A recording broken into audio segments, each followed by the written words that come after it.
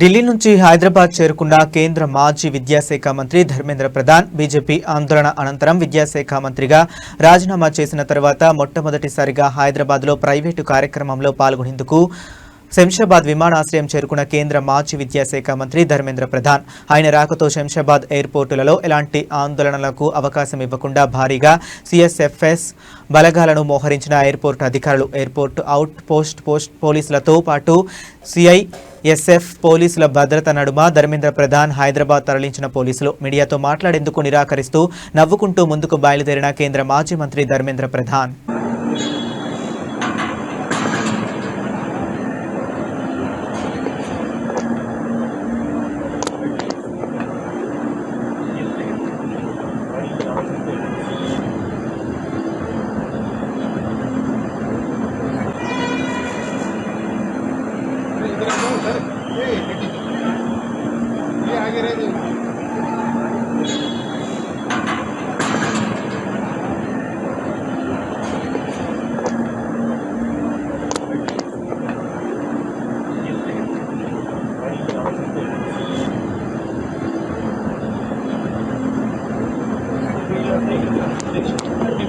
రాష్ట్రంలో పెండింగ్లో ఉన్న సుమారు 14 లక్షల మంది విద్యార్థుల ఫీజు రియంబర్స్మెంట్ స్కాలర్షిప్ బకాయిలైన 8,000 కోట్లను వెంటనే విడుదల చేసి పాత విధానంలోనే ఫీజు రియంబర్స్మెంట్ పథకాన్ని కొనసాగించాలని తెలంగాణ బీసీ సంక్షేమ సంఘం ప్రభుత్వాన్ని డిమాండ్ చేసింది. రాజ్యసభ సభ్యుడు జాతీయ బీసీ సంక్షేమ సంఘం అధ్యక్షుడు ఆర్ కృష్ణయ్య పిలుపు మేరకు బషీరాబాద్లో విద్యార్థులతో కలిసి నిర్వహించిన ర్యాలీలో రాష్ట్ర బీసీ సంక్షేమ సంఘం వర్కింగ్ ప్రెసిడెంట్ నీలా వెంకటేష్ పాల్గొన్నారు. బషీర్బాగ్ నుంచి హైదరాబాద్ కలెక్టరేట్కు బయలుదేరిన నాయకులు విద్యార్థులను పోలీసులు మార్గమధ్యంలో అడ్డుకోవడంతో వారు రోడ్లపైనే బైఠాయించి నిరసన వ్యక్తం చేశారు. ఈ సందర్భంగా ఫీజు రియంబర్స్మెంట్ స్కాలర్షిప్ బకాయిలను వెంటనే విడుదల చేయాలని నినాదాలు చేశారు. ఈ సందర్భంగా నాయకులు మాట్లాడుతూ ప్రభుత్వం విద్యార్థుల భవిష్యత్తుతో చెలగాటం ఆడుతుందని ఆరోపించారు. ఫీజు రియంబర్స్మెంట్ స్కాలర్షిప్ పథకాలకు తగిన నిధులు కేటాయించి పెండింగ్ బకాయిలను తక్షణమే చెల్లించాలని డిమాండ్ చేశారు. కొత్త విధానాల పేరుతో విద్యార్థులపై అదనపు భారం మోపకుండా పాత విధానాన్ని కొనసాగించాలని కోరారు. అలాగే ఈ అంశంపై అఖిలపక్ష సమావేశం నిర్వహించి మేధావులు బీసీ సంఘాల ప్రతినిధులతో చర్చించాలని ప్రభుత్వాన్ని విజ్ఞప్తి చేశారు. ప్రభుత్వం ఇదే వైఖరిని కొనసాగిస్తే విద్యార్థులతో కలిసి రాష్ట్ర వ్యాప్తంగా ఉద్యమాన్ని మరింత ఉధృతం చేస్తామని హెచ్చరించారు.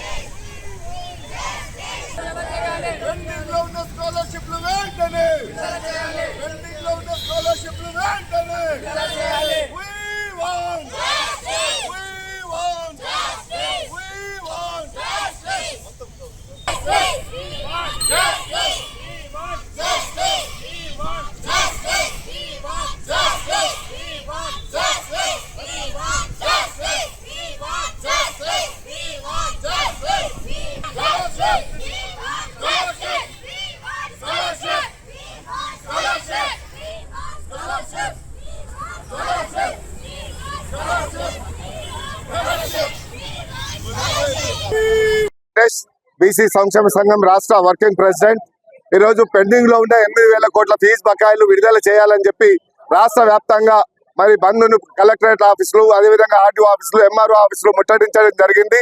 కానీ రాష్ట్రంలో ఇప్పటి వరకు దాదాపుగా 8,000 కోట్ల బకాయిలు ఉంటే ఇప్పటి వరకు ఫీజు రియంబర్స్మెంట్ రాకపోవడం వల్ల విద్యార్థులు చాలా సతమతం అయిపోతున్నారు. ఇలా డిగ్రీ కంప్లీట్ అయిపోయిన వాళ్ళు, బీసీ కంప్లీట్ అయిపోయిన వాళ్ళు ఇలా పై చదువులు చదువుకోవాలంటే ఇలా సర్టిఫికెట్లు ఇవ్వాలంటే కాలేజ్ యాజమాన్యం సర్టిఫికెట్ ఇవ్వడం లేదు. అదే విధంగా డిగ్రీ పీజీ చేయాలనుకున్నటువంటి డిగ్రీ పిల్లలు కూడా ఇలా సర్టిఫికెట్లు ఇవ్వలేక పై చదువులు చదువుకోలేక చాలా ఇబ్బందులకు గురవుతున్నటువంటి తరుణంలో కూడా ఇలా రాష్ట్ర ప్రభుత్వము దున్నపోతు మీద వర్షం పడితే ఎలాగ దులుకపోతుందో ఆ విధమైన వైఖరి పాటిస్తుంది. రేవంత్ రెడ్డి గారు ప్రతిపక్షంలో ఉన్నప్పుడు ఇలా విద్యార్థులకు పూర్తి ఫీజు రియంబర్స్మెంట్ నేను వెంటనే సకాలంలో చెల్లిస్తా అని చెప్పినటువంటి ముఖ్యమంత్రి ఇలా 3 సంవత్సరాల 3 నెలలు గడిచిపోయినా గానీ మరి ఇప్పటి వరకు కూడా ₹1 విడుదల చేయలేనటువంటి పరిస్థితి ఏర్పడింది. నేను రాష్ట్ర ప్రభుత్వాన్ని ఒకటే ఎదురు చూస్తున్నా. ఇలా ఎడ్యుకేషన్ మినిస్టర్ మన ముఖ్యమంత్రి గౌరవ రేవంత్ రెడ్డి దగ్గర ఉంది. మరి రేవంత్ రెడ్డి గారు మీరు ఎడ్యుకేషన్ మినిస్టరా లేకపోతే రాష్ట్రానికి ముఖ్యమంత్రి? మీరు ఎడ్యుకేషన్ మినిస్టర్ అయితే కనుక మీరు వెంటనే విద్యార్థుల యొక్క సకాలంలో ఫీజులు చెల్లించకపోతే మీ భర్తం పట్టడానికి సిద్ధంగా ఉన్నారు 14 లక్షల మంది విద్యార్థులు. ఇలా అదేవిధంగా ఒక ముఖ్యమంత్రి హోదాగా ఉంటే కనుక విద్యార్థులు గోస పెడుతున్నారు, రియంబర్స్మెంట్ లేక ఇలా వెలవలబోతున్నారు. తల్లిదండ్రులు ఫీజు కట్టలేక పుస్తకాకట్లు పెట్టుకొని ఇలా కట్టలేనటువంటి దుస్థితిలో తల్లిదండ్రులు గోస ఇలా పెడుతున్నారు. ఇలా విద్యార్థులు డిస్కంటిన్యూ అయిపోయి విద్యార్థులు చదువుకు దూరమయ్యే పరిస్థితి ఉన్నది. కాబట్టి ఒక ముఖ్యమంత్రి హోదాగా విద్యార్థుల సకాలంలో ఫీజులు చెల్లించి అదేవిధంగా మీరు కాలేజీ యాజమాన్యానికి ఫీజులు చెల్లించకుండా విద్యార్థుల అకౌంట్ లో ఫీజులు చెల్లించకుండా కాలేజీ యాజమాన్యానికే డబ్బులు పడే విధంగా మీరు పాత పద్ధతిలో కొనసాగించాలి.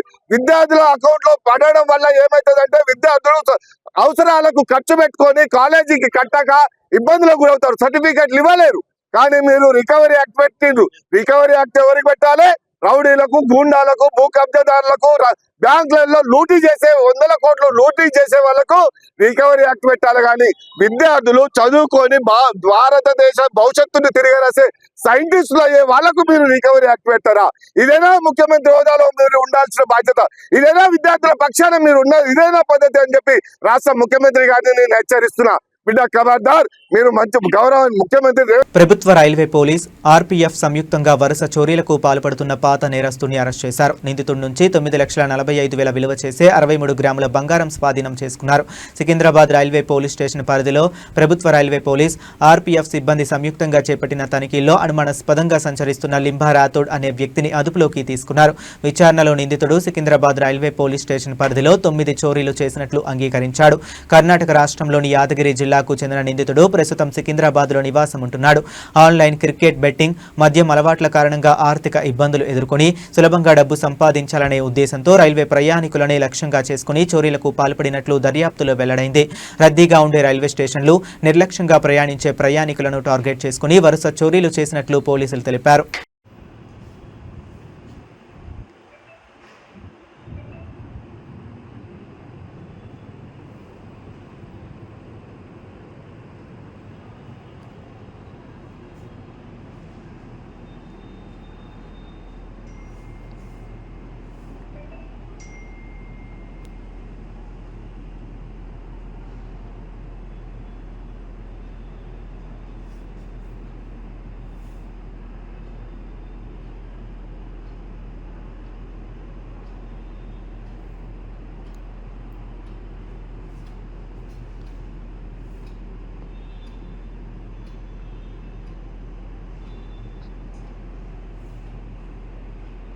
నిజాంపేట మండలం చల్మెడ గ్రామానికి చెందిన చిట్టే రాజవ్వ అనారోగ్య కారణంతో మరణించారు. వారి కుటుంబ పరిస్థితిని గమనించి ఇట్టి సమాచారాన్ని కాంగ్రెస్ పార్టీ నాయకుడు రీలా group chairman Meenakshi doctor Mohan Nayak గారికి తెలియజేయగా వారి గ్రామానికి చేరుకుని కుటుంబ సభ్యులను కలిసి పరామర్శించి ₹5,000 ఆర్థిక సహాయం అందించారు. ఈ కార్యక్రమంలో గ్రామ సర్పంచ్ మల్లేశం, ఉప సర్పంచ్ మహేష్, కాంగ్రెస్ పార్టీ గ్రామ అధ్యక్షుడు రమేష్, గుడి సర్పంచ్ రామరెడ్డి, ముత్యం రెడ్డి, జడ్జె చెరువు తండా సర్పంచ్ బాబు, సురేష్, రాజు, బాలకృష్ణ, పార్టీ నాయకులు, కార్యకర్తలు, గ్రామస్తులు తదితరులు పాల్గొన్నారు.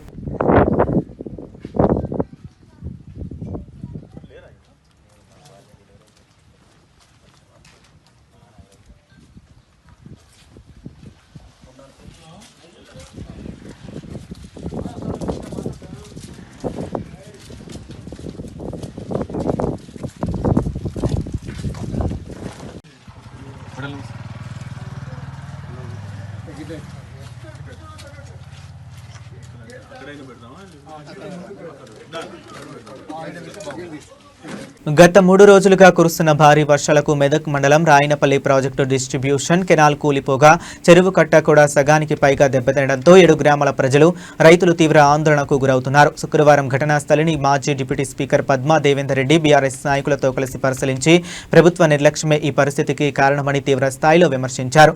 గతేడాది వరదల్లో దెబ్బతిన్న కాలువలు, చెరువులు, రహదారులకు శాశ్వత మరమ్మతులు చేయకుండా తాత్కాలిక పనులతో సరిపెట్టడంతో నేడు డిస్ట్రిబ్యూషన్ కెనాల్ పూర్తిగా కూలిపోయిందని ఆరోపించారు.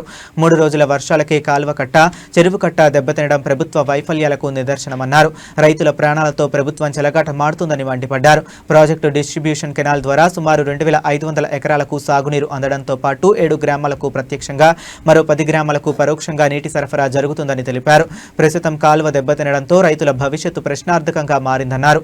2 నెలల క్రితమే రైతులతో కలిసి కలెక్టరేట్ ఎదుట ధర్నా చేసి మరమ్మతులు చేపట్టాలని కోరిన ప్రభుత్వం ఇరిగేషన్ అధికారులు పట్టించుకోలేదని ఆగ్రహం వ్యక్తం చేశారు. ఇప్పుడు కెనాల్ పూర్తిగా కొట్టుకుపోవడంతో చెరువు కట్టకు పెను ముప్పు ఏర్పడిందని, కామారెడ్డి జిల్లా దంతేపల్లి వైపు నుంచి వరద ప్రవాహం పెరిగితే పరిస్థితి మరింత ప్రమాదకరంగా మారే అవకాశం ఉందని హెచ్చరించారు. జిల్లా కలెక్టర్, ఇరిగేషన్ అధికారులు, స్థానిక ఎమ్మెల్యే వెంటనే స్పందించి శాశ్వత మరమ్మతులు చేపట్టాలని, లేకపోతే 7 గ్రామాల ప్రజలు, రైతులు బీఆర్ఎస్ నాయకులతో కలిసి ట్రాక్టర్లు, జేసీబీల సహాయంతో స్వయంగా కట్టను పూడ్చే కార్యక్రమం చేపడతామని మాజీ డిప్యూటీ స్పీకర్ పద్మా దేవేందర్ రెడ్డి హెచ్చరించారు. ఈ కార్యక్రమంలో మెదక్ మండల పార్టీ అధ్యక్షులు ఎం అంజగౌడ్, మాజీ ఎంపీపీ కిష్టయ్య, మెదక్ మున్సిపల్ మాజీ చైర్మన్ మల్లికార్జున్ గౌడ్, నాయకులు న్యాయవాది జీవన్ రావు, మాజీ market committee chairman Ganga Narender, Rayanpalli మాజీ సర్పంచ్ నాగులు, పార్టీ అధ్యక్షులు జంగం వీరస్వామి, మెదక్ మున్సిపల్ కౌన్సిలర్ మామిల్లా, ఆంజనేయులు, నాయకులు బాలయ్య, నర్సగౌడ్, నరసింహులు, దుర్గయ్య, కిష్టయ్య, సిద్ధరాములు, సీను, భాస్కర్, యాదగిరి, శ్రీధర్, రైతులు తదితరులు ఉన్నారు. మట్టిని పోసి ఇప్పటికైతే ఎటువంటి ఆపద జరగకుండా ఇసుక బస్తాల విషయంలో కావచ్చు, మట్టి నింపడం విషయంలో కూడా మా బీఆర్ఎస్ నాయకులందరూ కూడా కదిలి వచ్చి ఈ శ్రమదానంలో కూడా పాల్గొనాలని చెప్పేసి కూడా నేను అందరిని కూడా రిక్వెస్ట్ చేస్తా ఉన్నాను. జైతేసి ఏదైతే ఇక్కడ గైడ్ వాల్ ఉందో, ఈ ప్రాజెక్ట్ కి సంబంధించిన గైడ్ వాల్ ఏదైతే ఉందో, ఇక్కడ చెత్త తట్టుకోవడం వల్ల నీళ్లు ఎదురెక్కి నీళ్లు బ్యాక్ వెళ్లి ఆ గైడ్ వాల్ కట్ అయింది. దాని వల్ల ఈ కట్టకు ప్రమాదం ఉంటది. కట్ట గనుక ప్రమాదానికి లోనైతే 3-4 గ్రామాలకు సంబంధించిన ప్రజలను ఖాళీ చేసే పరిస్థితి వస్తుంది. నీళ్లు ఒక్క చుక్క కూడా ఆగే పరిస్థితి ఉండదు. ప్రాజెక్టే డ్యామేజ్ అయింది, ప్రాజెక్టుకే నష్టం జరిగింది, ప్రాజెక్టుకే ఇబ్బంది వచ్చింది. మళ్ళీ ఇప్పుడు కూడా వరద కాలం కనుక వస్తే ఏదైతే దంతపల్లి, లక్ష్మాపూర్ గ్రామాలకు దగ్గర గనుక, అంటే కామారెడ్డి జిల్లాలో ఎక్కువ వర్షం పడితే గనక అక్కడ నుండి వచ్చే నీళ్ల ఒత్తిడికి ఈ ప్రాజెక్ట్ లోకి నీళ్లు వస్తాయి. ఆ నీళ్లు రావడం వల్ల ఈ కట్టకు ప్రమాదం ఉంది. చాలా ఉధృతంగా నీళ్లు గనక వస్తే మరి ఈ కట్ట దిగే ప్రమాదం ఉందని కూడా చెప్పి ఒక రిప్రజెంటేషన్ ఇచ్చి ఈ కట్ట యొక్క స్ట్రెంత్ ఎంత, ఈ ప్రాజెక్టు స్ట్రెంత్ ఎంత, దీని తూమేంది, దీని కథ ఏందో తెలుసుకోమని చెప్పేసి ఒక రిప్రజెంటేషన్ ఇస్తే ఇప్పటి వరకు కూడా ఇరిగేషన్ అధికారులు గాని ప్రజాప్రతినిధులు గాని పాలకులు గాని ఎవరు స్పందించాలి. మళ్ళీ ఇప్పుడు ప్రమాదం వచ్చింది. నిన్న పడ్డ వర్షానికి ఇక్కడ ఈ ప్రాజెక్ట్ లోకి నీళ్లు రావడం వల్ల, ఉధృతంగా నీళ్లు రావడం వల్ల కట్ట డ్యామేజ్ అయింది. అక్కడ మొత్తం మట్టి ఈ విధంగా ఉండకపోతుండే.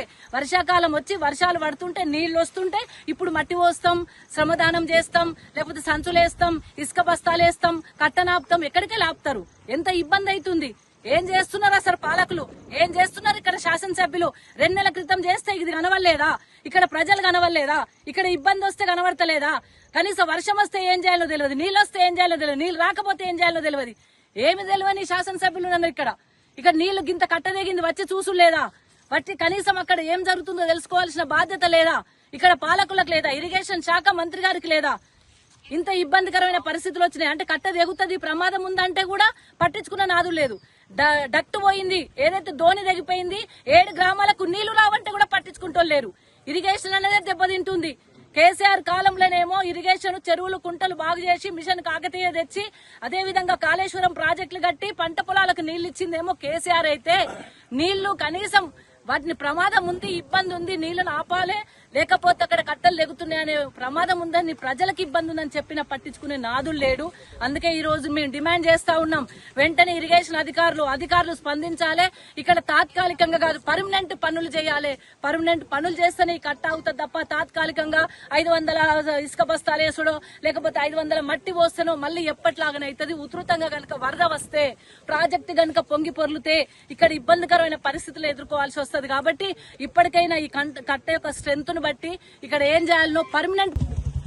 మరి గతంలో ఇక్కడ మెదక్లో మరి వర్షాలు పడడం వల్ల బాగా వరదలు వచ్చి రోడ్డు కొట్టుకుపోవడం, అదేవిధంగా రోడ్డు డ్యామేజ్ కావడం, కుంటలు తెగిపోవడం, తూములు తెగిపోవడం, చాలా ఇబ్బందికరమైన పరిస్థితులు వచ్చినాయి. వాటిని ఇప్పటివరకు అయితే మరి రివైవ్ అయితే చేయలేదు, వాటిని మళ్ళా కూడా పునర్నిర్మించలేదు. ఈ ప్రభుత్వానికి కనీసం చెప్పినా గానీ కనీసం రిప్రజెంటేషన్స్ ఇచ్చినా వృధా అవుతున్నాయి తప్ప పట్టించుకున్న పాపాన పోలే. మరి గతంలో వచ్చిన వర్షాల వల్ల ఇక్కడ ఇబ్బందులు వచ్చినాయి, ఇక్కడ బ్రిడ్జెస్ తెగిపోయినాయి, రోడ్లు తెగిపోయినాయి, చెరువులకు ఇబ్బంది వచ్చింది, తూములకు ఇబ్బంది వచ్చింది, కట్టలు తెగిపోయినాయి అని చెప్పినప్పటికీ కూడా మరి ఎటువంటి స్పందన లేదు. మళ్ళీ వర్షాకాలం వచ్చింది. మళ్ళీ వర్షాకాలం వచ్చేంత వరకు ఏడాది క్రితం చెప్పింది ఇప్పటి వరకు కూడా పునర్నిర్మించలేదు, వాటిని తట్టడి మట్టి పోయలేదు, పట్టించుకున్న పాపాన పోలేదు. మళ్ళీ ఇప్పుడు రాయనపల్లి ప్రాజెక్టు ఏదైతే 2 నెలల క్రితం కలెక్టరేట్ దగ్గర ధర్నా చేసినాం, కలెక్టరేట్ దగ్గర 7 గ్రామాలకు సంబంధించిన రైతులం పోయి ధర్నా చేసినాం. ఇక్కడ ఈ ప్రాజెక్ట్ కి సంబంధించిన డిస్ట్రిబ్యూషన్ కెనాల్ ఏదైతే ఉందో 7 గ్రామాలకు దాదాపు 7 గ్రామాలకు పంట పొలాలకు నీళ్లు అందించేది, దాదాపు 10 గ్రామాలకు ఇండైరెక్ట్ గా నీళ్లు అందించే ఈ ప్రాజెక్టు 2500 ఎకరాలకు పంటకు నీళ్లు అందించే ఈ ప్రాజెక్టు దోనె కొట్టుకపోయింది. భారీ వర్షాల నేపథ్యంలో సీజనల్ వ్యాధులు ప్రబలకుండా ప్రజలు అప్రమత్తంగా ఉండాలని వెల్దుర్తి మండల వైద్యాధికారి డాక్టర్ శిరీష సూచించారు. శుక్రవారం మీడియాతో మాట్లాడిన ఆమె గ్రామాల్లో పరిశుభ్రత పాటించడం ద్వారా డెంగ్యూ, మలేరియా, వైరల్ జ్వరాలు వంటి వ్యాధులను నివారించవచ్చని తెలిపారు. తెలంగాణ రాష్ట్ర ప్రభుత్వం 14 సంవత్సరాలలోపు వయసు గల బాలికలకు హెచ్పివి వ్యాక్సిన్ అందిస్తున్నట్లు పేర్కొంటూ సర్వైకల్ క్యాన్సర్ నివారణకు ప్రతి బాలిక తప్పనిసరిగా ఈ టీకాను తీసుకోవాలని సూచించారు. సీజనల్ వ్యాధుల నివారణ కోసం గ్రామాల్లో అవగాహన కార్యక్రమాలు నిర్వహిస్తున్నామని, ప్రతి ఒక్కరూ తమ పరిసరాలను పరిశుభ్రంగా ఉంచుకోవాలని, వీధులు, కాలువలు శుభ్రంగా ఉండేలా చర్యలు తీసుకోవాలని కోరారు. దోమల నివారణకు ప్రత్యేక శ్రద్ధ తీసుకోవాలని, ఎక్కడా మురుగు లేదా వర్షపు నీరు నిల్వ ఉండకుండా చూసుకోవాలని సూచించారు. ప్రతి శుక్రవారం నిర్వహిస్తున్న డ్రై డే ఫ్రైడే కార్యక్రమం ద్వారా ప్రజలకు అవగాహన కల్పిస్తూ దోమల వ్యాప్తిని అరికట్టేందుకు అవసరమైన చర్యలను వివరించడం జరుగుతుందని డాక్టర్ శిరీష తెలిపారు. ప్రజల సహకారంతోనే సీజనల్ వ్యాధులను సమర్థవంతంగా నియంత్రించవచ్చని ఆమె పేర్కొన్నారు. సో ఈ సీజనల్ వ్యాధుల వల్ల మనకు వచ్చే మెయిన్ రోగాలు ఏంటంటే జ్వరాలు. ఈ జ్వరాలు రాకుండా ఉండడానికి మనం ఈ చర్యలన్నీ తీసుకుంటాం. ఎట్ ద సేమ్ టైం కలుషితమైన నీరు వస్తూ ఉంటుంది. సో ఈ కలుషితమైన నీరు మనం ఏం చేయాలి, ఒకవేళ మనకే వస్తూ ఉంటాయి, సో మనం అది తప్ప మనకి తాగడానికి వేరే నీళ్ళు లేవు అని అనుకున్నప్పుడు ఈ నీటిని కాచి చల్లార్చుకొని వడగట్టుకొని తాగాలి. సో అప్పుడు మనకి ఈ టైఫాయిడ్ వ్యాధులు అనేవి రాకుండా ఉంటాయి, మోషన్స్ అనేవి కాకుండా ఉంటాయి. ఇంకోటి ఈగలు వాళ్ళని ఇవ్వకుండా చూసుకోవాలి ఫుడ్ మీద, దానివల్ల కూడా మోషన్స్ వచ్చే ఛాన్సెస్ ఉంటాయి కదా, ఇవి చూడాలి. ఇంకోటి పిల్లలు మట్టిలో ఆడనివ్వద్దు ఎక్కువసేపు, ఈ వర్షం నీళ్ళలో ఆడనివ్వద్దు, జలుబు దగ్గు వస్తాయి. అట్లే ఈ నులి పురుగుల సమస్యలు కూడా పిల్లలకు వస్తాయి మట్టి గోళ్ళల్లో ఉండిపోవడం వల్ల. సో ఆ చేతులు శుభ్రంగా కడుక్కోకుండా ఆ పిల్లలు అవే ఫుడ్ తినేస్తారు, ముట్టుకుంటారు. అవి తినడం వల్ల కూడా వాళ్ళకి కడుపు నొప్పి సమస్యలు, ఈ మోషన్స్ అయ్యే సమస్యలు ఇవన్నీ వస్తుంటాయి. సో అది మీరు ఒకసారి జాగ్రత్తగా ఉంచుకొని పిల్లలకి తినే ముందు తిన్న తర్వాత కూడా చేతులు శుభ్రంగా కడుక్కోవడం కానీ, నీట్గా హైజీన్గా ఉండడం, చెప్పులు వేసుకొని బయటకు వెళ్ళడం, ఎండిన బట్టలు మాత్రమే వేసుకోవడం, ఇవన్నీ జాగ్రత్తలు చూసుకోవాల్సిన బాధ్యతగా మీకు పేరెంట్స్గా ఉంది. సో ఇవన్నీ మీరు పిల్లలకి చెప్పండి. ఓకేనా? Thank you so much. నమస్కారం అండి, నేను doctor Shirisha, PH Veldurthi medical ఆఫీసర్ని. సో ఇప్పుడు రీసెంట్గా ఆన్గోయింగ్ ప్రోగ్రామ్స్ ఏంటి అంటే హెచ్పివి వ్యాక్సిన్. మెయిన్గా మనం 14 సంవత్సరాలు నిండిన పిల్లలకి, ఆడపిల్లలకి మాత్రమే ఈ గవర్నమెంట్, మన తెలంగాణ గవర్నమెంట్ వ్యాక్సిన్ ఇవ్వమని ఇచ్చారు. సో 14 years మార్చ్ 2011 ఫస్ట్ నుంచి మార్చ్ 2012 మార్చ్ 31 వరకు ఈ మధ్య నెలలో పుట్టిన పిల్లలందరికీ హెచ్పివి వ్యాక్సిన్ ఇవ్వడం జరుగుతుంది. ఇది రిప్రొడక్టివ్ సిస్టమ్కి సంబంధించిన క్యాన్సర్స్ రాకుండా అరికట్టడానికి మనం ఈ 14 సంవత్సరాల పిల్లలకి ఇస్తాం.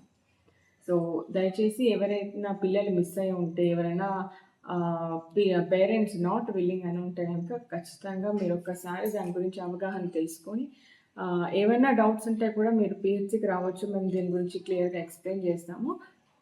తర్వాత మీ ఒపీనియన్ మీరే మార్చుకుంటారు. ఖచ్చితంగా మీ పిల్లలు బెనిఫిటే పొందుతారు, కానీ దీనివల్ల ఎటువంటి సైడ్ ఎఫెక్ట్స్ కానీ ఏమి కానీ ఉండవు కూడా. ఇప్పటికే మన దగ్గర ఆల్మోస్ట్ 200 మెంబర్స్ చిల్డ్రన్ తీసుకున్నారు. మొత్తం మన దగ్గర 350 మెంబర్స్ ఉన్నారు. ఇవాళ ఒక 50 మెంబర్స్కి మనం ఇస్తున్నాము. సో హెచ్పివి వ్యాక్సిన్ క్యాంప్స్ మనకి ఎక్కడెక్కడ పెట్టామంటే ఇప్పుడు ఇంతకుముందు పిల్లలు మన దగ్గరకు వచ్చేవాళ్ళు. సో ఇప్పుడు కొంతమంది పిల్లలు రావట్లేదు కాబట్టి రాలేకపోతున్నారు, స్కూల్స్ ఉండడం వల్ల ఇబ్బంది అవుతుంది కాబట్టి మనమే స్కూల్స్కి వెళ్ళి ఇవ్వచ్చు అనే పర్మిషన్ మన డిఐఓ మేడం మనకి ఇచ్చారు. సో మనం పిహెచ్సి నుంచి వ్యాక్సిన్ తీసుకొని మనం స్కూల్స్కి జెడ్పిహెచ్ఎస్ స్కూల్స్కి కానీ కేజీబీవీ స్కూల్స్కి కానీ మనమే వెళ్ళి ఇస్తున్నాం. ప్రస్తుతానికి మన ఎల్దుర్తిలో కంప్లీట్ అయిపోయింది, మా మంగళపర్తిలో కూడా కంప్లీట్ అయిపోయింది. ఇవాళ కుక్నూర్, బండపోసన్పల్లి, అట్లే మాసేపేట ఈ 3 విలేజెస్లో ఉన్న జెడ్పిహెచ్ఎస్ స్కూల్స్లో మనం ఆడపిల్లలకి వ్యాక్సిన్ ఇస్తున్నాం. ఇంకోటి నెక్స్ట్ వచ్చిన ప్రోగ్రామ్ ఏంటంటే సీజనల్ వ్యాధులు. ఈ సీజనల్ వ్యాధులు ఇప్పుడు మనకి మాన్సూన్ సీజన్ ఆల్రెడీ స్టార్ట్ అయిపోయింది, వర్షాలు కంటిన్యూగా పడుతున్నాయి, జల్లులు కురుస్తూనే ఉన్నాయి. సో స్టాగ్నెంట్ వాటర్, నీళ్లు నిల్వ ఉండిపోతూ ఉంటాయి. మెదక్ జిల్లా మనోహరాబాద్ మండలంలోని రంగాయిపల్లి, చెట్ల గౌరారం గ్రామాల నడిబొడ్డున ఉన్న ఎంఎస్ అగర్వాల్ కాలుష్యకారక కంపెనీని వెంటనే తొలగించాలని డిమాండ్ చేస్తూ నిరసన జ్వాలలు మిన్నంటాయి. కాలుష్యంతో ప్రాణాలు కోల్పోతున్నామని, వెంటనే కంపెనీని తరలించాలని కోరుతూ గ్రామ ప్రజలు కలెక్టర్కు ఏకంగా 1000కి పైగా పోస్ట్ కార్డులు పంపారు. ఈ ప్రజా పోరాటానికి గజ్వేల్ నియోజకవర్గ BRS party incharge Vanteru Pratap Reddy సంపూర్ణ సంఘీభావం తెలిపారు. ఈ సందర్భంగా వంటేరు ప్రతాప్ రెడ్డి మాట్లాడుతూ గత 20 సంవత్సరాలుగా వాయు, జల, శబ్ద కాలుష్యంతో పొలాల్లో పంటలు పండక విషపూరిత నీటి వల్ల రైతులు చర్మ వ్యాధుల బారిన పడుతున్నారని ఆవేదన వ్యక్తం చేశారు. కాలుష్యం కారణంగా గర్భిణీలు అబార్షన్లు చేయించుకోవాల్సిన దుస్థితి ఏర్పడిందని వాపోయారు. ఇన్ని దారుణాలు జరుగుతున్నా జిల్లా యంత్రాంగానికి కనీసం చీమ కుట్టినట్లయినా లేకపోవడం దారుణమన్నారు. కంపెనీ యాజమాన్యంతో అధికారులు కుమ్మక్కై పేద ప్రజల జీవితాలతో చెలగాటమాడుతున్నారని మండిపడ్డారు. ఇప్పటికైనా ప్రజాభిప్రాయ సేకరణ జరిపి కంపెనీని తొలగించాలని, లేని పక్షంలో సమాచార హక్కు చట్టం ద్వారా ఆధారాలు సేకరించి జాతీయ మీడియా సమక్షంలో అధికారులు అరాచకాలను బట్టబయలు చేస్తామని స్పష్టం చేశారు. కంపెనీని తొలగించేంత వరకు ప్రజాస్వామ్యబద్ధంగా పోరాడతానని హామీ ఇచ్చారు. ప్రజల ఆరోగ్యం, పిల్లల భవిష్యత్తు దృష్ట్యా అధికారులు వెంటనే స్పందించాల్సిన అవసరం ఉంది.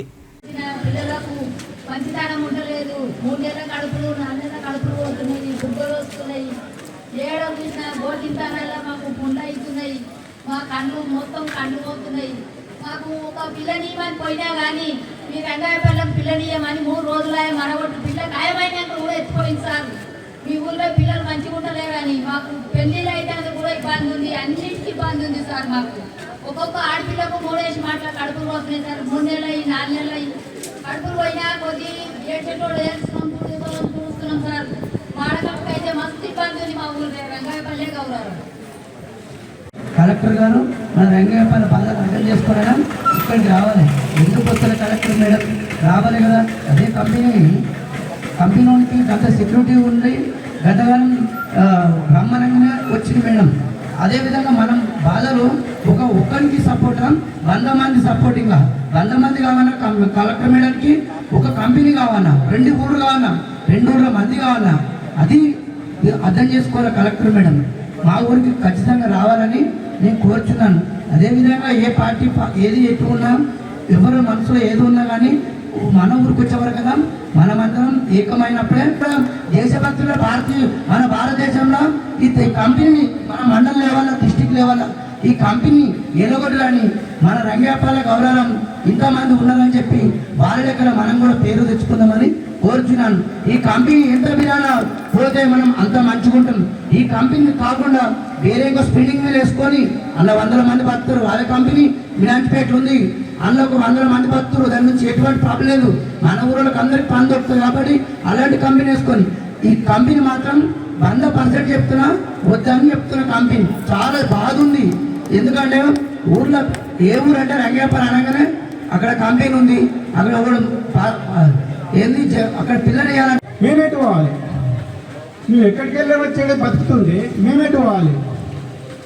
మరి ఇల్లు ఖరాబ్ అవుతున్నాయి, పొగలు వస్తున్నాయి. ఇక్కడ 10వ తరగతి స్కూల్ ఉంది, నిశ్శబ్దంలో చదువుకొని వాళ్ళు పాస్ అయ్యే బదులు, తల్లిదండ్రులు లేవమంతులు చదువుకొని పాస్ అయ్యే బదులు నీకు 24 గంటలు నీ సౌండ్ వచ్చినాక ఎట్లా చదువుకుంటారు, ఎట్లా పాస్ అవుతారు? వాళ్ళ బతికేంది? 10వ తరగతి పాస్ అయితేనే ఎక్కడైనా దారి ఉంటుంది, మార్గం ఉంటుంది. మరి అలాంటప్పుడు వాళ్ళ బతికేంది? నీ పిల్లలు బతికి అయిపోయినా, నువ్వు బతికి అయిపోయినా, నువ్వు ఒకరిని బతికే మరి మేము ఇట్లా ఏం చేయాలి? మా అందరూ ఇది పార్టీ కాదు, ఇది లేకపోతే ఆ పార్టీ ఈ పార్టీ కాదు, ఊరందరి సమస్య. సౌండ్ అందరికి వస్తుంది, అందరికీ ప్రాబ్లం వస్తుంది. ఒక్కొక్కరి పుండ్లు అయితే మాంతలేవు. మరి పశువులు చచ్చిపోతున్నాయి. నీ ఎండాకాలం మానకాలం మొదలవుతూనే ఉండే సెలవు బట్టలు పెట్టుకుంటే రంధ్రాలు పడుతున్నాయి, పశువులు చచ్చిపోతున్నాయి, చేపలు చచ్చిపోతున్నాయి. ఎన్నో ఒక్కటని కాదు, నీతోని ఒక్కటి రెండు కాదు, కొంత ప్రాబ్లాలు ఉన్నాయి. నువ్వు ఎట్లా అనుకుంటున్నావు? మేము నీకు ఎక్కడ దొరకలే, బకరాల లెక్క దొరికినాము. మాదేందో చూపిస్తాం.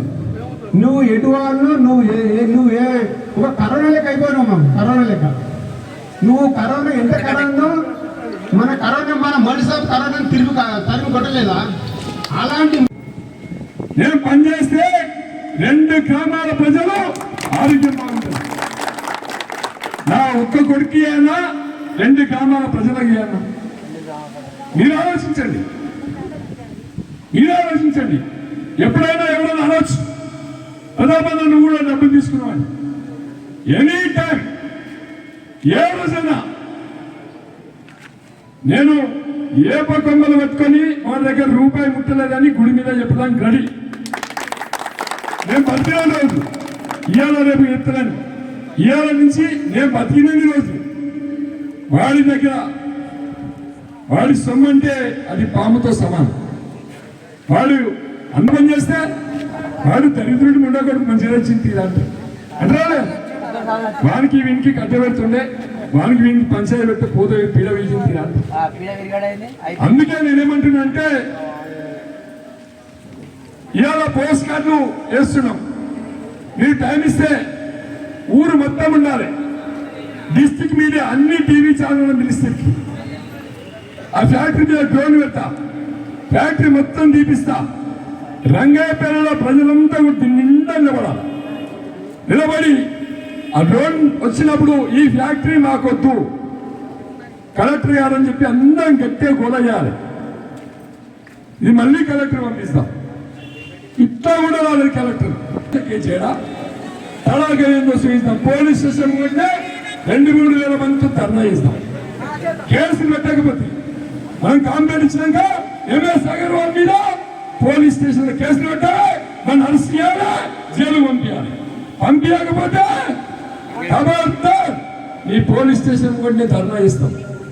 ప్రజాస్వామ్యబద్ధంగా చేస్తాం, శాంతియుతంగా చేస్తాం, ప్రజాస్వామ్యాన్ని కాపాడుతాం. ఈ ఎంఎస్ అగర్వాల్ ఇండస్ట్రీ లిఫ్ట్ చేసే వరకు పోరాటం చేస్తాం. వదిలిపెట్టే సమస్య లేదని చెప్పి ఇక్కడ ఉన్న యువకులు చెప్తా ఉన్నా. ముఖ్యంగా యువకులు పోరాటం చేయాలి. మనం ఢిల్లీలో చూసినాం, యువకులు అనుకుంటే ప్రధానమంత్రి దిగి వచ్చిండు.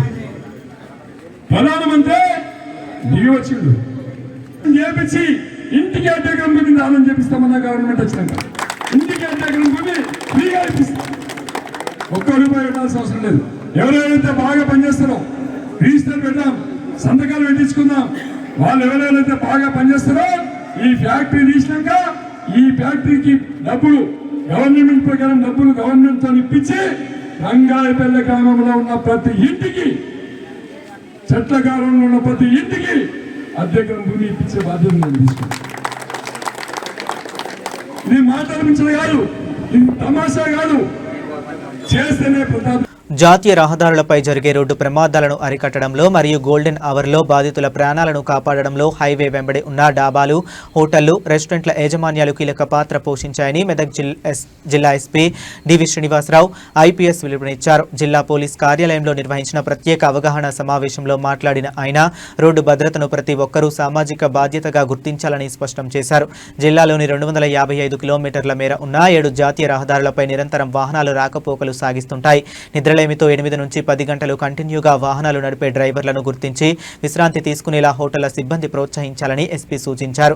ప్రమాదం జరిగిన వెంటనే 100, 112 లేదా 108కి సమాచారం ఇచ్చి క్షతగాత్రులను ఆసుపత్రికి తరలించేలా హోటల్ సిబ్బందికి ప్రథమ చికిత్స మరియు సిపిఆర్ ప్రత్యేక శిక్షణ ఇవ్వాలన్నారు.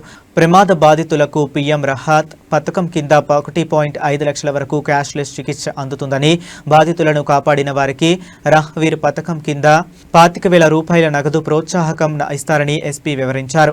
గుడ్ సమారిటన్ చట్టం ప్రకారం సహాయం చేసి వారికి పూర్తి రక్షణ ఉంటుందన్నారు. అలాగే ప్రతి హోటల్లో క్రమబద్ధమైన పార్కింగ్ సదుపాయం, కనీసం 4 సీసీటీవీ కెమెరాలు నిరంతరం పనిచేసేలా చర్యలు తీసుకోవాలని ఆదేశించారు. ప్రతి హోటల్ ఒక రోడ్డు భద్రతా కేంద్రంగా మారాలని ఎస్పీ ఆకాంక్షించారు. కరెక్ట్గా మీకు చేసి ఒక లైఫ్ సేవ్ చేస్తే మీకు 25,000 రూపాయలు కూడా వస్తాయి. మీకు ఇంతకు చెప్పారు అది కూడా వచ్చింది కొత్తగా. అదంతా భయపడకుండా ఉండడానికే పెట్టారు. అది ఉపయోగించుకోవచ్చు. అసలు అయితే మీరే ఆటోలో తీసుకుపోయి వాళ్ళని చెక్ చేస్తే వాడి ప్రాణం పడుతుంది, ఒక లైఫ్ నిలబడుతుంది, ఒక కుటుంబం నిలబడుతుంది. కాబట్టి ఇది కూడా మీరు చేస్తారని ఆశిస్తున్నాను. మీకు తెలుసు జగన్ అన్నట్టు చేయాలి ఎంబడే 108, 100, 108 చేయొచ్చు. అంబులెన్స్ కావాలంటే పోలీస్ చేయాలంటే 100, 112 or 100 అది చేస్తే మా వాళ్ళు కూడా హైవే పెట్రోల్ ఉంటుంది. ప్రతి హైవేకి పెట్రోలింగ్ టీం ఉంటుంది. మీకు తెలుసా లేదో, పోలీస్ టీం ఉంటుంది. హైవే పెట్రోలింగ్ టీం వాళ్ళ వేరే ఉంటాయి, మా వేరే ఉంటాయి. ప్రతి హైవేకి ఒక టీం ఉంటుంది మన ఏరియాలో. వాళ్ళు ఖచ్చితంగా ఎటు ఉన్నా హైవే మీద ఉంటారు. మీరు ఎక్కడి నుంచి ఫోన్ చేస్తే 10 నిమిషాలు వచ్చేస్తారు. 100 చేస్తే 10 నిమిషాలు వచ్చేస్తారు. 100 కంటే ముందు వస్తారు, ఒకసారి అంతకంటే ముందు కూడా ఒకసారి వస్తారు. కాబట్టి అది కూడా ఉపయోగించుకొని చేయండి. ముఖ్యంగా ఇంకోటి బయలుదేరి వస్తుంటారు మీ దగ్గరికి. లేడీస్ వస్తారా? లేడీస్ వస్తుంటారు, డే నైట్లో వస్తుంటారు. వచ్చినప్పుడు వాళ్ళకు కూడా ఎటువంటి ఇబ్బంది కాకుండా చూడాలి. ఎవరైనా ఆకతాయిలు కానీ ఎవరైనా యూటీజింగ్ కానీ ఇట్లా చేస్తున్నారు, మాకు ఇమీడియట్గా ఫోన్ చేయాలి. ఫోన్ చేస్తే మన వాళ్ళు వస్తారు. అది కూడా ఇంపార్టెంట్. మహిళల భద్రత కల్పించాలి మీరే కదా. మీ డాబా దగ్గరకు వస్తే, మీ పెట్రోల్ బంక్ వస్తే, మీ దగ్గరకు వస్తే ఎవరు చేయాలి? మీరే చూసుకోవాలి కదా. కాబట్టి అది కూడా అట్లాంటి గమనిస్తే ఇమీడియట్గా మనకు ఇవ్వాలి. దాంతోపాటు నైట్ టైంలో దొంగలు కూడా ఒకసారి వస్తుంటారు సస్పిషియస్గా అనిపిస్తే, అది కూడా అనిపిస్తే కూడా మీరు ఫోన్ చేయండి, వచ్చి వెరిఫై చేస్తాం. వెరిఫై చేస్తే మంచి అయితే వదిలేస్తాం, దొంగ అయితే పట్టుకుంటాం, అంతే ఉంటుంది. కాబట్టి అది కూడా మీరు నిలబడేది ఏంటంటే ఎక్కువ మనకంతా మన స్వయం కృతాపరాధం అంటారు కదా, అంటే మన తప్పులు ఎక్కువ కనపడతాయి. అంటే దీంట్లో ఎక్కువ కూడా మనకు జరుగుతున్నది 60-70% కూడా యాక్సిడెంట్ జరుగుతున్నాయంటే అవన్నీ కూడా ఈ ద్విచక్ర వాహనాలు అంటే 2 వీలర్ ఉన్నాయి కదా, 2 వీలర్ మీద జరుగుతున్నాయి. దాదాపు ఒక 60-70% యాక్సిడెంట్స్ అన్నీ కూడా ఈ 2 వీలర్ ఎవరైతే యూజర్స్ ఉన్నారో, రైడర్స్ ఉన్నారో వాళ్ళ వల్ల జరుగుతున్నాయి. మరి వాళ్ళలో కూడా చాలామంది హెల్మెట్ పెట్టుకోకపోవడం వల్ల చనిపోతున్నారు ఆ 2 వీలర్లో. దాంట్లో ఆ హెల్మెట్ పెట్టుకోవడం అనేది ఏంటంటే ఓవర్ స్పీడ్ తోటి, తర్వాత హైవేల మీద రాంగ్ సైడ్ రావడము.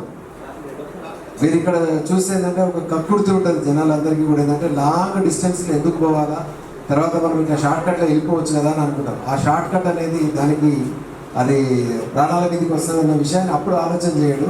సరే ఏం కాదులే, నాకేం కాదని ఒక ధైర్యము దీంతో వెళ్ళిపోతాడు.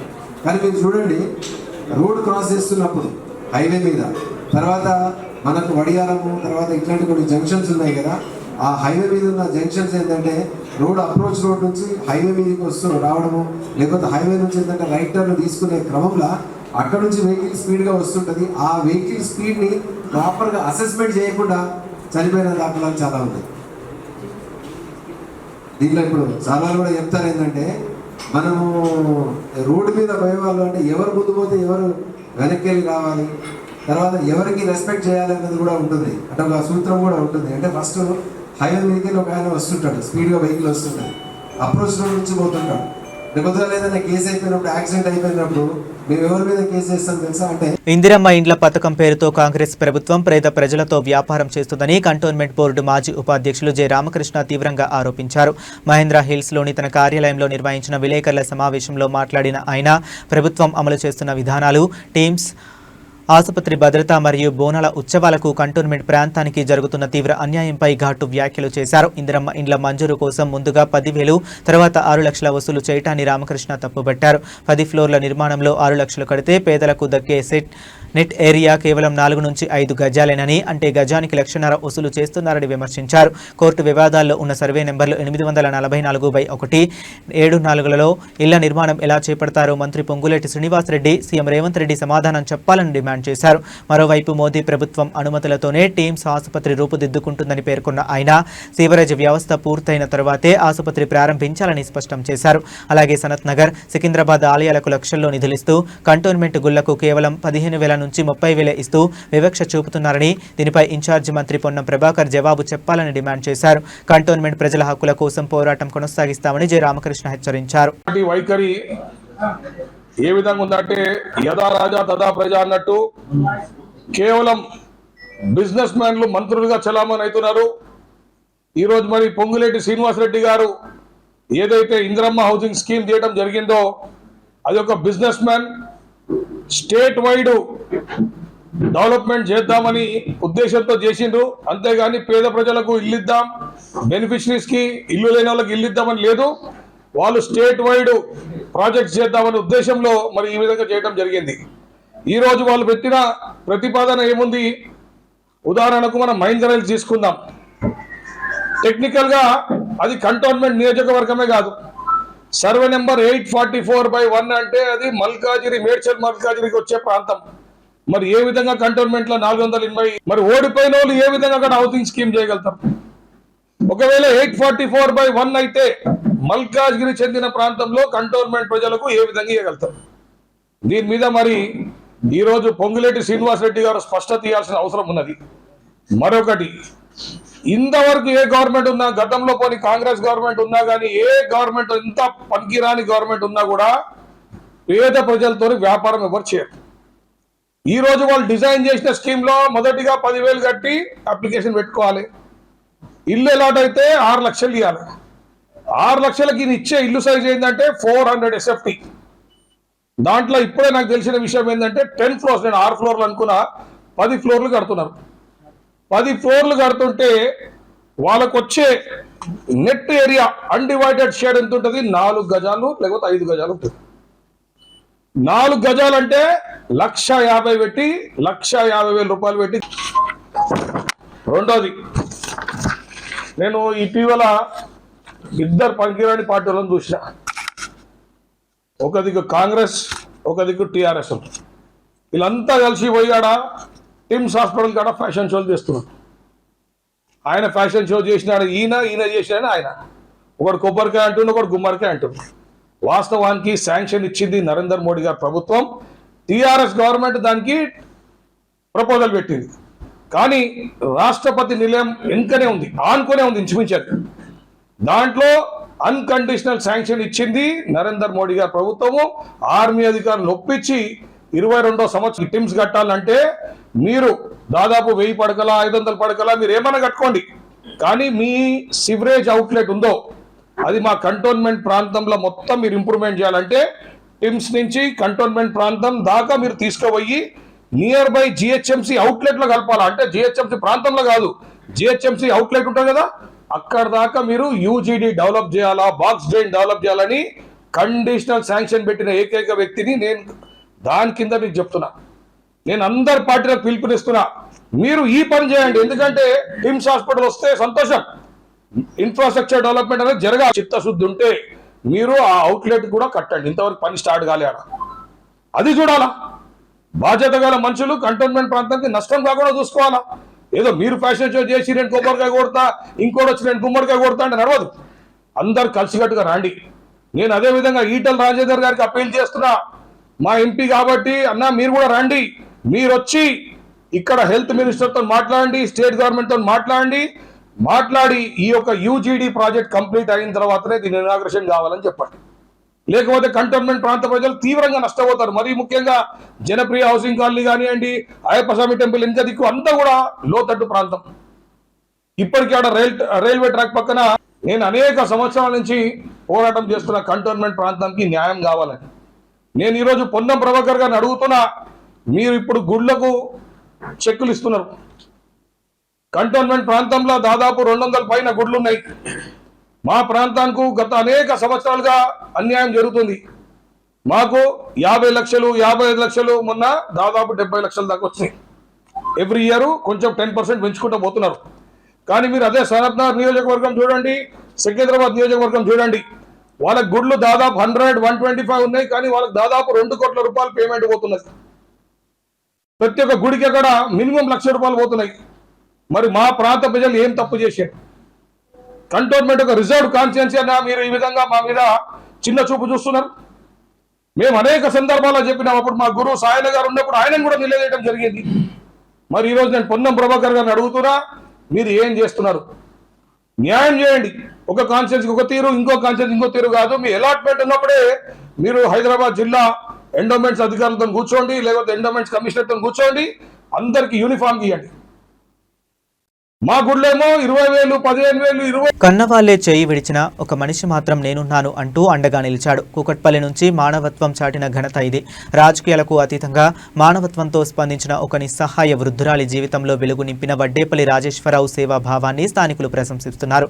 కూకట్పల్లి వెంకటేశ్వర నగర్కు చెందిన 80 ఏళ్ల విరమ్మకు వినికిడి సమస్య కొన్న కొడుకులు చేయి విడవగా బీజేపీ నేత వడ్డేపల్లి రాజేశ్వరరావు నేనున్నాను అంటూ హియరింగ్ ఎయిడ్ అందజేసి అండగా నిలిచారు. నువ్వే భగవంతుడివి అంటూ వీరమ్మ కన్నీటి పర్యంతమయ్యి కృతజ్ఞతలు తెలిపారు.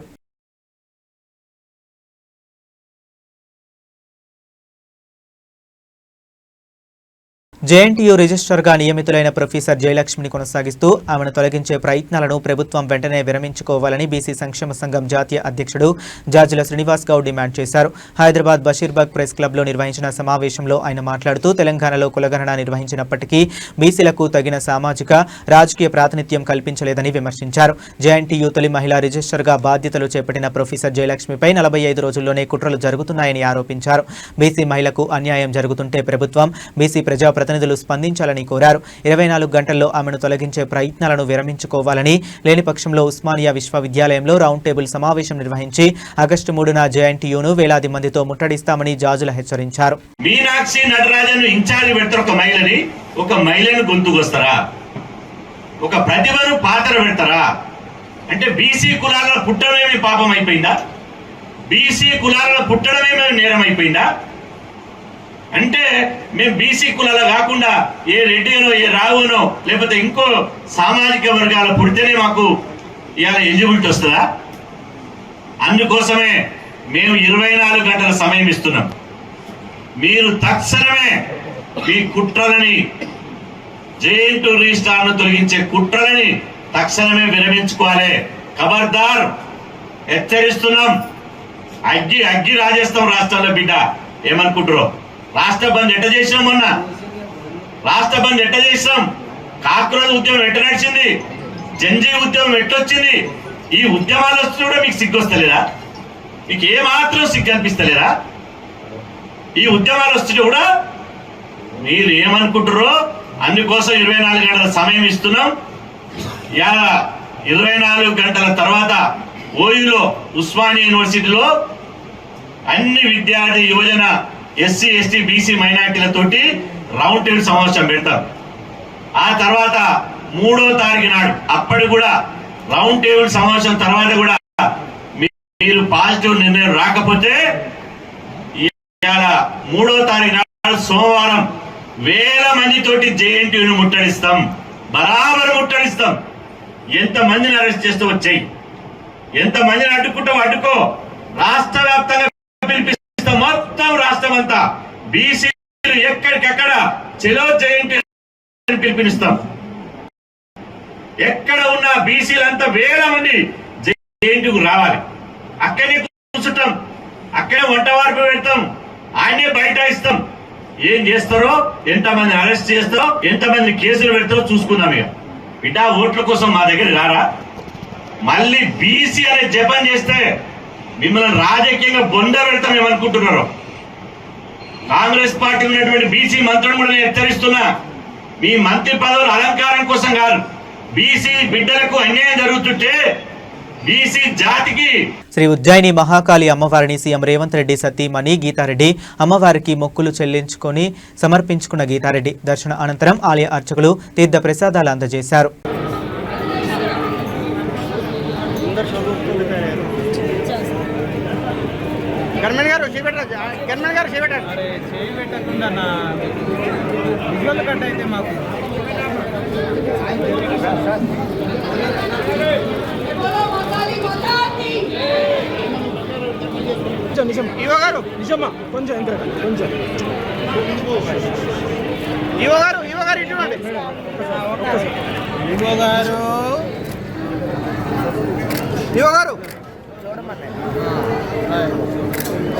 కొంచెం బల్కంపేట వచ్చినప్పుడు కలిసి మొన్న తీసిన నేనే అక్కడ మేడం.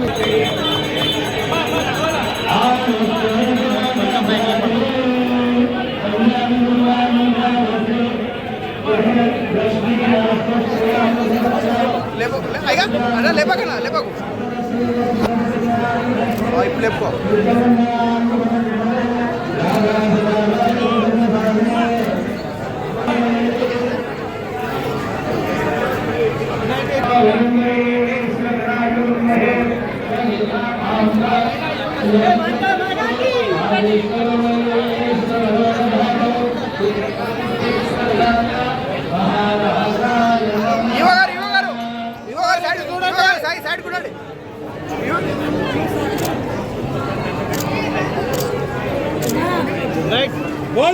ఒక్కసారి జరగాలి, అందరూ ఒక్కసారి బ్యాక్ రావాలి ప్లీజ్.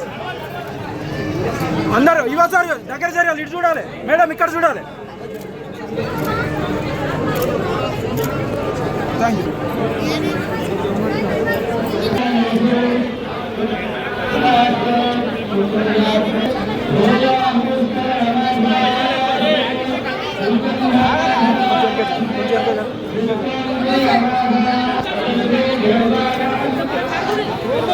జేఎన్టీయూ రిజిస్టర్ నియామక వ్యవహారం వివాదాస్పదంగా మారింది. రిజిస్టర్ను తొలగిస్తున్నారు అని వస్తున్న వార్తలకు విశ్వవిద్యాలయ అంతర్గత నిర్ణయాల్లో ప్రభుత్వ జోక్యాన్ని నిరసిస్తూ బోధనేతర సిబ్బంది వైస్ ఛాన్సలర్కు మద్దతు నిలిచారు. ఈ మేరకు స్టాండ్ విత్ వీసీ నినాదంతో ర్యాలీ నిర్వహించారు. వర్సిటీ 54 ఏళ్ల చరిత్రలో తొలిసారిగా ఒక బీసీ సామాజిక వర్గానికి చెందిన మహిళను రిజిస్టర్గా నియమించడాన్ని సిబ్బంది స్వాగతించారు. గత సాంప్రదాయం ప్రకారం వీసీకి ఉన్న నియామక అధికారాల్లో ప్రభుత్వం, విద్యాశాఖ అధికారులు జోక్యం చేసుకోవద్దని కోరారు. వర్సిటీ ప్రశాంతతను దెబ్బతీయకుండా ప్రస్తుత నియామకంపై రిజిస్టర్ జయలక్ష్మిగా యథాతథ స్థితిని కొనసాగించాలని సిబ్బంది ఉద్యోగ సంఘాలు ప్రభుత్వాన్ని కోరారు. Kumari, professor and head ECE department జేఎన్టీయూహెచ్లో పనిచేస్తూ ఉన్నాను. ఒక ప్రముఖ పత్రికలో ఈరోజు జేఎన్టీయూహెచ్లో రిజిస్ట్రార్ని మారుస్తున్నారు అన్న విషయం విని మా యూనివర్సిటీలో ఫ్యాకల్టీ మెంబర్స్ని, టీచింగ్, నాన్ టీచింగ్, అవుట్సోర్సింగ్ అందరినీ సమావేశమై ఇది ఎంతవరకు సమంజసము, నిన్నగాక మొన్న అంటే 45 రోజుల క్రితమే మార్చిన నేపథ్యంలో మళ్ళీ ఇప్పుడు మార్చటము అన్నది ఎంతవరకు సమంజసము, ఇది న్యాయమా అన్న విషయము మా ఫ్యాకల్టీ అందరితోటి మాట్లాడి సమావేశమయ్యి ఒక నిర్ణయానికి వచ్చాము. పాత రిజిస్టర్ ఆల్రెడీ 2 సంవత్సరాలు 4 నెలలు పనిచేశారు. ఆయన టెన్యూర్ అయిపోయిన తర్వాత మళ్ళీ ఇప్పుడు కొత్త రిజిస్ట్రార్కి అవకాశం ఇచ్చారు.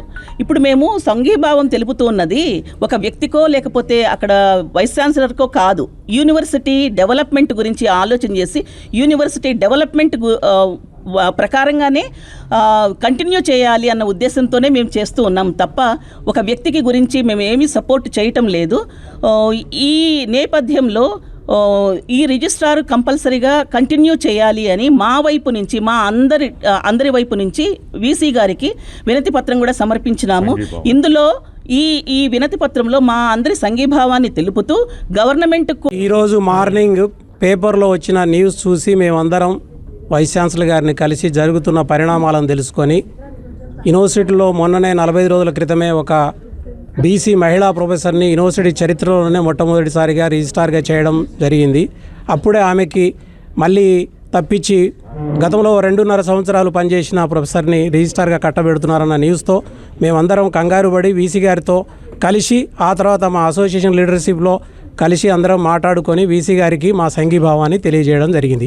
దయచేసి గవర్నమెంట్ యూనివర్సిటీకి ఉండే అటానమస్ బాడీస్లో మీరు జోక్యం చేసుకొని యూనివర్సిటీని డిస్టర్బ్ చేయకూడదని, యూనివర్సిటీ అకాడమిక్ ఎన్విరాన్మెంట్ని కాపాడవలసిందిగా గౌరవనీయ ముఖ్యమంత్రి రేవంత్ రెడ్డి గారిని కోరుతున్నాం. వీలైతే ముఖ్యమంత్రి గారు మాకు అవకాశం ఇస్తే ఒక 10 మంది వచ్చి కలుస్తాము. ప్రస్తుతానికి మాత్రం మా వైస్ ఛాన్సలర్ గారు తీసుకున్న నిర్ణయానికే స్టాండ్ బై అవుతున్నాము. వీసీ గారికి పూర్తి మద్దతును ప్రకటిస్తున్నాము. విద్యార్థులుగా, స్టూడెంట్లుగా అందరూ total university is with vice chancellor. Thank you. నేను అడ్మినిస్ట్రేటివ్ ఆఫీసర్ అధ్యక్షుడిని, అలాగే JNTU Telangana non teaching employees association president కూడా. సో నేను 37 సంవత్సరాలు ఇక్కడ సర్వీస్ చేసినాము. ఈ జేఎన్టీ చరిత్రలో మహిళా రిజిస్ట్రార్ని నియమించడం అనేది మా వీసీ గారు తీసుకున్న ఒక నిర్ణయాన్ని మేమందరము హర్షించినాము. అలాంటి హర్షణీయమైనటువంటి ఒక నిర్ణయాన్ని మళ్ళీ వద్దు ఈమె మార్చేద్దాము అంటే బాధేసింది మా అందరికీ. బాధేసి అందులో పాలమూరు బిడ్డ, అందులో మన తెలంగాణ బిడ్డకి, ఒక మహిళకి ఈ అవకాశం ఇస్తే దీన్ని ఓర్వలేని కొన్ని శక్తులు అడ్డుకోవడానికి ప్రయత్నం చేస్తున్నాయి. అలాంటిది మళ్ళీ నిర్ణయం తీసుకోవద్దని ఈ ప్రజాపాలనలో మా రేవంత్ రెడ్డి గారు బాగా ఆలోచించి తగు నిర్ణయం తీసుకుంటారని మేము అనుకుంటున్నాము. కనుక ఇందులో జోక్యం చేసుకోవద్దని మా యూనివర్సిటీలో ఇప్పుడు మేము ఎంతో గర్వంగా బతుకుతున్నాం అందరము. ఇలాంటిది రేపటి నుంచి మాకు ఎలా అనిపిస్తుంది అంటే ఇలా రోజు మార్పులు చేస్తూ ఉంటే మాకు వేరే సంకేతాలు తెలుస్తాయి బయట ప్రపంచానికి. సో అలాంటివి వద్దండి. మన దగ్గర ఇక్కడ జరుగుతుంది, ఇక్కడ ఏదో గొడవలు ఉన్నాయనే ఆ పరిస్థితి రావద్దు. మేము అందరం ఒకటే, టీచింగ్ నాన్ టీచింగ్ అందరం కలిసి పని చేసుకుంటున్నాము. ఇక్కడ మాకు